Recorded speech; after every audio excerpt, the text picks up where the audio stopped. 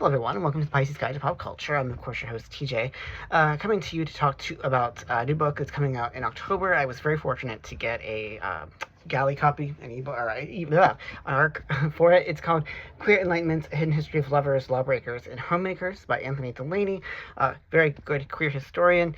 As you might gather, it is about what's called among academics and historians the long 18th century, which ranges from roughly like the 1700s, 1700 give or take, to roughly like 1820 to 25, depends on who you ask.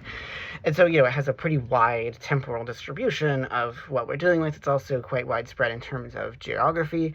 Some of the anecdotes that he relates take place in the US, some of them take place in Europe, among them France, the UK, Ireland. So there's a really sort of widespread geographic distribution, but it also is very interestingly widespread in terms of class. Like we have working class mollies, which are sort of gay, what we would call gay men congregating in molly houses and banging as one does, and also kind of having this queer camaraderie. We also have the nobility. We remember the Courtenay family, who has this scandalous gay affair. We have also sex workers in the 1800s of New York. We have Anne Lister, famously from Gentleman Jack, the HBO series. So we have quite a widespread kind of look at what queer and trans life looked like at a very key period of history. And so I really appreciate that about this book, because so often in queer histories we are very much at the mercy of what the archive preserves. And as it happens, as Delaney points out, there's actually pretty widespread queer archive, if with the caveat that much of that is drawn from the legal system, which is inherently often hostile to queer people and queer life and queer existence. Some of it, there are exceptions. Anne Lister from Gentleman Jack was very known for her extensive diaries, but as Delaney points out, she wasn't quite the queer hero that we might wish for, and would actually be quite manipulative and terrible to her wife. And so one of the things I also appreciate about this book is that it doesn't shy away from showing the sort of less palatable side of queer and trans history. I think that there's an understandable impulse among many of us in the present to want to look to the past to find queer models that we can follow.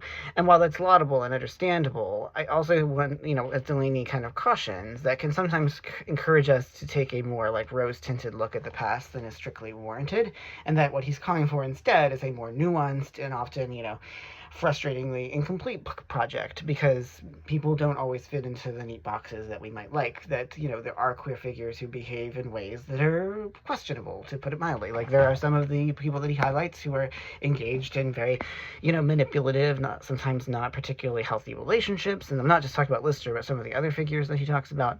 So there is that, but he also, I think, in the book rightly again comes back and again to some key thematics. The issue of the home, that there are remarkable instances of queer people forging homes, forging even marriages, grappling with the law, but also crafting communities. And so I think that that's a really powerful message, and especially important these days. I mean, there has been a concerted effort here in the US, but also abroad, to really erase queer history, to encourage queer people to see themselves as anomalies, to paint queerness itself as a sort of very thoroughly 20th century, 21st century phenomenon, this decadent, however you want to call it, decadent series of behaviors that have been encouraged by the modern secularism. But as this book points out, that that's actually quite untrue, and that we have as deep a history as any of our straight and cisgender counterparts. It's just the legal system has often been rigged against us, and he uses the term heteroregulation, by which the institutions of society and politics make a concerted effort to keep bodies behaving in the certain ways that they are. But as we see in examples such as the sex worker, who's one of the last discussions, whose name I believe is Peter Sawali / Mary Jones, who was imprisoned many times for vagrancy and for theft and other reasons, but also was troubling precisely because she seemed to transgress gender binaries and boundaries. People don't always fit into the boxes that the dominant society would like them to, and that there's something really powerful and something even revolutionary about that. And I think that when we uncover these stories from the archive, it reminds us again and again that queer people will never be kept down, that we're always striving, surviving, thriving, and fighting. Like, we're always kind of pushing back against the regimes that would keep human bodies from being, being and expressing themselves in the fullest and most authentic way that they can. And, we tend to see the Enlightenment as this period of, and rightly, in some ways rightly, as this period of, burgeoning of human spirit, of independence, of logic and reason.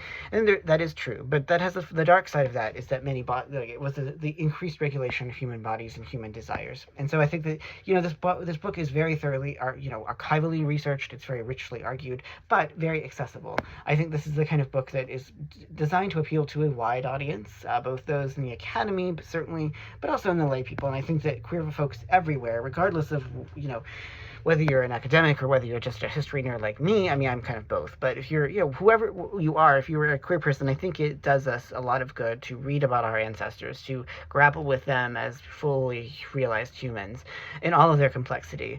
And so I think that that's one of the things this book does really well. So I highly recommend it. It does indeed get the Pisces Guide to Pop Culture seal of approval. If you want to hear more about my thoughts, I have my review over at my Substack, omnivorous.substack.com. But, I think that it's a worthy book. It comes out, like I said, on October the 7th. So do get a purchase. It is really important, or have your library purchase it. It's very important that we buy and support queer writers, particularly queer historians who are doing the hard and necessary work of keeping our histories alive and uncovering these from the archive where they might otherwise be buried forever. So definitely go out and check out Queer Enlightenments, A Hidden History of Lovers, Lawbreakers, Homemakers by Anthony Delaney. Definitely a great book, and I highly recommend it. So, as always, thanks so much for joining me here at the Pisces Guide to Pop Culture. I'm your host, TJ. Take care, y'all.